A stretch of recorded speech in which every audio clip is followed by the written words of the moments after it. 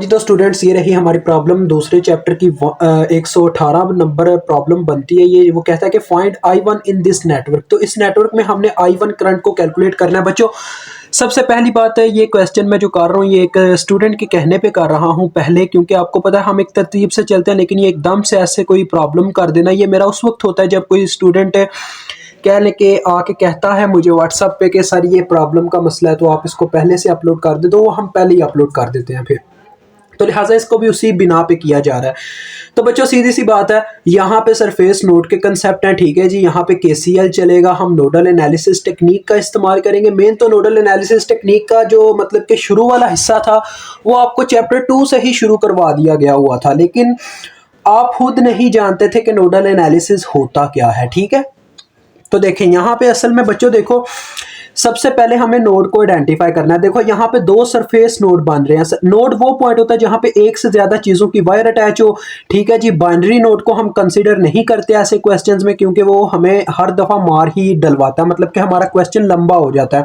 अब जैसे binary node मतलब कि वो पॉइंट जहाँ पे दो चीजों की वायर अटैच हो। अब देखो ये इन दोनों के दरमियान एक पॉइंट है जहाँ पे दो चीजों की आके वायर अटैच हो रही है, तो इसको मैं कंसिडर नहीं करूंगा। ये मेरे लिए क्वेश्चन को कहने लंबा करने वाली बात है, ठीक है बच्चों।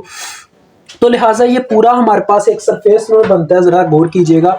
यहां से ये स्टार्ट होता है। देखें सरफेस नोड क्यों बनता है, देखें बच्चों यहाँ पे कई चीजों की वायर आके अटैच हो रही है, ये आगे भी है, तो कई चीजों की आके वायर अटैच हो रही है। और दूसरी बात ये है कि इनके सेंटर में कोई रेजिस्टर नहीं लगा हुआ जिसकी वजह से एक से ज्यादा नोड बन जाए, ठीक है। इनके दरमियान कोई रेजिस्टर वगैरह होता तो हम एक से ज्यादा नोड बनाते, यानी कि दो नोड बन जाते, तीन बन जाते, चार बन जाते। लेकिन देखें ये पूरी surface as it as wires आपस में कनेक्ट है, लिहाजा हम इनको एक से ज्यादा नोड नहीं करार दे सकते। ये एक सरफेस नोड है पूरा। तो सरफेस नोड के ऊपर हम V1 के नाम से वोल्टेज यहाँ पे ऊपर ले लेते हैं। उसके बाद बच्चों जरा गौर कीजिए, हमारे पास ये नीचे भी एक सरफेस नोड बनता है। ये पूरी एक नीचे भी सतह है जहां पे कोई दरमियान में रेजिस्टर वगैरह अटैच नहीं है, लेकिन यहाँ पे वायर्स आके कॉमन हो रही हैं। दैट्स वाई ये एक पूरा नोड बनेगा, ठीक है। सरफेस नोड, दो सरफेस नोड आपको देखने को मिले। तो बच्चों ये जो मैं लगा रहा हूँ ना डॉटेड, ये आपको समझाने के लिए, ना आपने लगाने हैं पेपर में, ठीक है। आपने एग्जैक्ट वहां नोड की बस क्लैरिफाइंग कर देना कि ये एक नोड है, ठीक है। ये आपको समझाने के लिए मैं डॉटेड लगा रहा हूँ कि इतना हमारा सरफेस नोड की सतह है, ठीक है। तो एक नोड को करना होता है बच्चों हर क्वेश्चन में हमें ग्राउंड, तो यहाँ पे मैं नीचे वाले नोड को ग्राउंड कर रहा हूँ। तो यहाँ पे 0 वोल्ट, क्योंकि जब तक ग्राउंड का नोड ना हो तो वो करंट फ्लो नहीं होता, ठीक है बच्चों। अब देखें मुझे मेन मालूम करनी है I1। यहाँ पे एक डिपेंडेंट सोर्स भी मौजूद है। जब भी कोई डिपेंडेंट सोर्स मौजूद हो तो वो जिस भी चीज़ पे डिपेंड कर रहा हो आपने उसकी इक्वेशन पहले लिखनी होती है। ये मैं हर क्वेश्चन में कह चुका हूँ। तो देखो यहाँ पे ये किस चीज़ पे डिपेंड कर रहा है, ये डिपेंडेंट सोर्स है डायमंड शेप में, और दूसरा इसकी इक्वेशन बता रही है 3I2, यानी कि ये I2 की वैल्यू पे डिपेंड कर रहा है। और देखें I2 जो है वो इस वायर में फ्लो कर रही है, तो अब हम I2 की इक्वेशन लिखते हैं। देखो बच्चों I2 क्या कर रही है, ये लीव कर रही है नोड 1 में से, V1 में से लीव कर रही है। जिस करंट वोल्टेज यानी जिस नोड में से ये लीव करती है उसके वोल्टेज लिख के आपने आगे उसी वक्त माइनस लिख देना होता है। आगे जाके ये एंटर करती है 0 वोल्ट में, लिहाजा उसी वक्त हम आगे 0 लिख देंगे, और जितनी रेजिस्टेंस रास्ते में आई वो हम बटे में लिख देंगे। कितनी बच्चों आई, 6 ओहम। तो ये इसकी बच्चों हमारे पास इक्वेशन आ गई V1/6, ठीक है। अब हमने मेन चीज तो I1 मालूम करनी है ना, I1 की भी आप यहाँ पे इक्वेशन बना लो। देखो I1 की क्या बनती है, I1 भी लीव कर रही है सरफेस नोड V1 में से, देखें लीव कर रही है, लिहाजा उसी वक्त हम लिख देंगे V1 माइनस, यानी जहां से करंट लीव करती है उसी वक्त उसके वोल्टेज लिख के आगे माइनस लिखना होता है, ठीक है। आगे जाके ये एंटर कर जाती है 0 वोल्ट में, तो लिहाजा ये आ गया 0, और जितनी रेजिस्टेंस रास्ते में कितनी है बच्चों, 4 ओम आई, तो ये आ गया बटे में, यानी कि इसकी इक्वेशन है V1/4। यानी कि अगर हमें I1 कैलकुलेट करनी है तो मुझे V1 के वोल्टेज चाहिए। तो चलो अब बच्चों लगाते हैं अपना यहाँ पे KCL, apply KCL eight node 1, ठीक है। नोड 1 कौन सा है हमारा, ये surface node 1। Apply KCL eight node 1, ठीक है बच्चों। ये नोड 1 के ऊपर KCL लगने लगा जी। तो जरा गौर कीजिएगा, ये हमारा नोड 1 है। KCL का कहना था बच्चों the sum of entering current is equal to sum of leaving current, यानी कि हमने हर एक वायर की करंट लिखनी है, ठीक है। अब बच्चों कुछ वायर्स की करंट्स वेरिएबल्स फॉर्म में होती हैं और कुछ वायर्स की करंट ऐसे एग्जैक्ट बताई गई होती है। तो आपने जो एग्जैक्ट बताई गई है उनकी तो लिख लेनी है, लेकिन वेरिएबल्स की करंट को नहीं लिखना, ठीक है। आपने इस तरह से लिखना है कि जो मतलब कि आपने लीव करवा के लिखना है, मैं बताता होता हूँ, ऐसा समझ आ जाएगी आपको। देखें हम लिखेंगे बच्चों, ये देखो इस साइड पे एंटरिंग करंट्स में लिखूंगा, इस साइड पे लिविंग करंट्स लिखूंगा। जिस वायर की हमें करंट नहीं पता होती हम उसको क्या करते हैं, वहां से उस नोड में से जिस नोड के ऊपर केसीएल लग रहा होता है वहां से एक करंट लीव करवाते हैं और उसकी एक इक्वेशन बना लेते हैं ओहम्स लॉ की मदद से, यानी कि I is equal to V over R, जो ओहम्स लॉ का कहना था, इसकी मदद से। ठीक है, तो चलो आप बनाना शुरू करते हैं। हर एक उस वायर की बच्चों करंट लिखी जाएगी जो जो इस नोड के घेरे में है। देखो हर एक वायर है, तो लिहाजा पहले इस वायर की लिखते हैं। मुझे देखें इस वायर की करंट का नहीं पता, तो मैं क्या करूंगा, यहां से करंट लीव करवाता हूं नोड 1 में से, ये नोड 1 में से। ठीक है, हमने कोई लाइन वगैरह नहीं लगानी कि करंट लीव हो रही है, वो ऑलरेडी चेकर को पता चल जाएगा इसने कैसे इक्वेशन लिखी है। ठीक है, तो ये मैंने यहां से करंट जब लीव करवाई तो मुझे क्या लिखना पड़ेगा, उसी वक्त V1 माइनस लिखना पड़ेगा, क्योंकि बच्चों यहां से मैंने करंट को लीव करवाया, जिस नोड में से लीव करते हैं उसी वक्त आगे माइनस लिख देना होता है नोड के वोल्टेज लिख के। अब ये देखो बच्चों ऐसे करंट जाएगी और इसके पॉजिटिव पोल में एंटर करेगी इस वोल्टेज सोर्स के, तो हमें लिखना पड़ेगा +60। प्लस माइनस माइनस ही होता है, तो -60 हो गया। अब इस वोल्टेज सोर्स में से भी करंट लीव करेगी, करंट उस वक्त तक नहीं रुकेगी जब तक वो ग्राउंड में नहीं चली जाती, तो लिहाजा यहां से भी लीव हुई तो उसी वक्त आगे फिर से माइनस आ गया।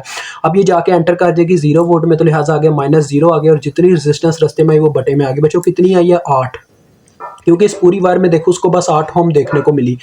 अब इस वायर की बात आती है, अब मुझे इस वायर की भी करंट का नहीं पता। आपने वेरिएबल करंट की कोई इक्वेशन एग्जैक्ट वहां से उठा के नहीं छापनी है, आपने खुद लिखनी है, दोबारा से बनानी है।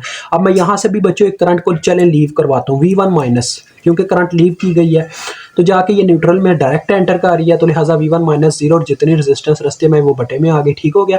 इसी तरह से अब ये वाली वायर की बात आती है, तो यहाँ से भी मैं क्या करूंगा बच्चों, करंट को लीव करवाऊंगा। तो देखो करंट को लीव करवाया, क्योंकि मुझे इसकी वायर का करंट का नहीं पता, तो V1 माइनस जाके एंटर करिए डायरेक्ट न्यूट्रल में, तो लिहाजा V1 माइनस 0 और जितनी रेजिस्टेंस रास्ते में आई वो बटे में 6। अब देखें बच्चों ये कैंटरिंग करंट है, देखो नोड के अंदर एंटर करिए 3I2, तो इसको लिखा जाएगा इस साइड पे। ठीक है, तो ये आगे 3I2। ठीक हो गया। उसके बाद आगे देखें तो बच्चों ये वाली वायर की बात आती है। अब देखो इसकी भी मुझे वायर का करंट नहीं पता, तो मैं यहाँ से एक करंट को लीव करवाता हूँ, तो V1 माइनस लिखूंगा, V1 माइनस। अब ये करंट क्या करेगी, डायरेक्ट जाके देखो न्यूट्रल में यानी कि ग्राउंड में एंटर कर जाएगी, तो यह आ गया V1 माइनस 0 और जितनी रेजिस्टेंस रास्ते में वो आगे बटे में। तो लिहाजा बच्चों एक वायर रह गया, देखो इसकी करंट जो है वो एंटर कर रही है नोड के अंदर, तो लिहाजा ये देखो ना उसकी जानिब आ रही है, एंटरिंग करंट है, तो लिहाजा इसको भी इस जानिब लिखा जाएगा एंटरिंग करंट को।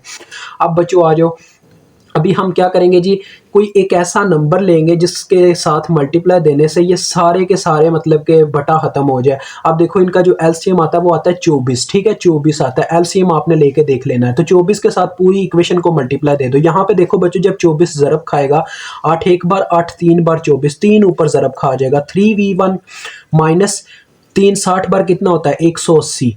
ठीक है जी, यहाँ पे जब 24 ज़रब खाएगा तो क्या होगा, 4 एक बार, 4 4 6 बार 24, तो ऊपर 6 ज़रब खा जाएगा, यानी कि 24 हर एक चीज़ के साथ मल्टीप्लाई हो रहा है। आप यहाँ पे मैं लिख के बताता हूँ मैंने किया क्या, मल्टीप्लाइंग बाय 24 मैंने कर दिया पूरी इक्वेशन के साथ बाय 24। ठीक है, ताकि ये बटे कैंसिल हो जाए, मुझे वो एलसीएम वगैरह ना करना पड़े। यहाँ पे देखो जब बच्चों 24 मल्टीप्लाई हुआ तो 6 एक बार, 6 4 बार 24, तो 4 ऊपर ज़रब खा गया, 4V1 0 0 तो खत्म करता जा रहा हूँ मैं। देखो यहाँ पे जब 24 ज़रब हुआ तो 12 एक बार, 12 2 बार 24, तो 2 ऊपर मल्टीप्लाई हो गया। ठीक है, यहाँ पे जब 24 3 से ज़रब खाएगा, देखो 24 को भी ज़रब करवाने की ज़रूरत नहीं है, ऐसे लिख लो। ठीक है, साथ में I2 की वैल्यू पुट कर दो इक्वेशन वाली, V1 ओवर 6। ठीक है बच्चों, तो देखो ये गया 3 एक बार, 3 2 बार 6, 2 एक बार, 2 12 बार 24। ठीक हो गया जी, 12V1 ये बन रहा है, और 24 को 4.5 के साथ ज़रब देनी है, तो ये हमारा कैलकुलेटर है ना, तो इसको उठाओ और देखो कितना बनता है, 24 ज़रबे 4.5, तो बच्चों ये आता है 108। ये आ गया आपका 108। ठीक है, अब ओवरऑल काम हल हो गया। V1 वालों को सारों को एक साइड पे कर लो, देखो 6 और 3 9, 9 और 4 9 और 2 11, 11 और 4 15। ठीक है, 15V1 आ रहा है इस साइड पे, 15V1 और 15V1, और उधर से 12V1 उधर प्लस हो रहा था, इधर आके -12V1 हो गया। ठीक है बच्चों, और ये 180 देखो इधर एक कांस्टेंट मौजूद है, ये यहाँ पे माइनस हो रहा है, दूसरी तरफ जाके प्लस हो जाएगा, तो 180 जमा 108, ये इक्वेशन इस तरह से आ रही है। 3V1 रह गया बच्चों, और इस तरफ कितना बन जाएगा, 100 जमा किया यार, वैसे ही पता चल रहा है, देखो 288 आ रहा है। कैसे, 1 1 2 8 8, मतलब कि वैसे यार समझ आ जाती है। V1 is equal to 288। अब ये देखो 3 इधर मल्टीप्लाई हो रहा था, उधर जाके डिवाइड हो जाएगा, 288 को बच्चों 3 से डिवाइड कर दो, कितना आता है, इशारिये में आता है तब भी हमें चलेगा, हमें बस जवाब चाहिए, 96 आता है, ये एग्जैक्ट नंबर आता है 96। ठीक है जी। तो 96 वोल्ट आ गए हमारे V1। हमें क्या चाहिए था बच्चों, I1 कैलकुलेट करना था। देखो उसके लिए V1 की ज़रूरत थी, तो बस पुट कर दो I1 is equal to V1 की वैल्यू जो कि 96 है, 96/4। यही इक्वेशन है ना V1/4। तो देखो 96/4, 4 2 बार 8, 4 4 बार 16, तो ये आ गया 24 अम्पेयर। ठीक है जी। तो ये बच्चों आपका आंसर है। मुझे उम्मीद आपको इस क्वेश्चन की अच्छे तरीके से समझ आ गई होगी।